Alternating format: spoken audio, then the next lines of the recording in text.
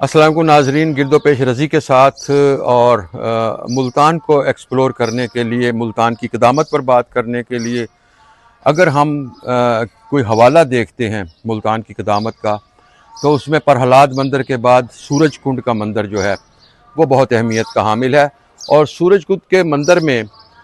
ہم یہ دیکھتے ہیں کہ جب ہم یہاں پہنچے، یہ ملتان سے شہر سے کم و بیش 15 کلومیٹر کے فاصلے پر ہے، اور 15 کلومیٹر کے فاصلے پر یہاں آئے ہیں تو یہاں ایک تو اس کی حالت دیکھ کر ہمیں بہت دکھ بھی ہوا، ہمیں یہ محسوس ہوا کہ ہم نے ملتان کے تاریخی آثار کو کس طرح ختم کیا۔ اور بہت سی روایات ہیں سورج کنڈ کے مندر کے حوالے سے۔ لوگ یہ بھی کہتے ہیں یہاں سورج اترا تھا، جیسے حضرت شاہ شمس کے حوالے سے روایات ہیں کہ بوٹی مجھے کسی نے بتایا کہ یہاں جی وہ آپ نے بوٹی بھوننے والی جگہ دیکھنی ہے، تو ہم نے کہا ہاں جی ہم بوٹی بھوننے والی جگہ بھی دیکھتے ہیں۔ سو ایک تو یہ اس کی روایت ہے۔ دوسرا پھر جو اور افسوسناک بات ہے کہ وہ یہاں قبضے ہوئے ہیں۔ یہاں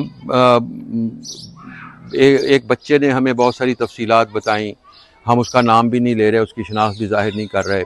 کہ یہاں کچھ لوگوں نے قبضہ کر کے عمارتیں بنا لیں، مکانات بنا لیے، یہاں مسجد بنا لی گئی، اور یہ سارا کچھ ہے۔ تو ملتان کی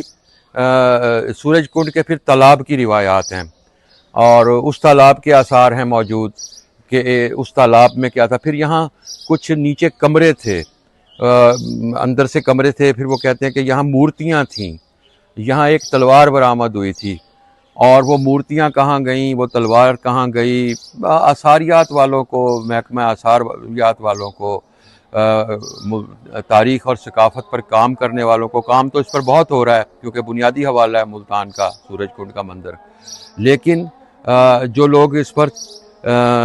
اس کے تحفظ کی بات کرتے ہیں، پنجاب حکومت ہو، محکمہ آثاریات ہو، مرکزی حکومت ہو، انہیں ان چیزوں کو پریزرو کرنا چاہیے، انہیں محفوظ کرنا چاہیے، تاکہ ہم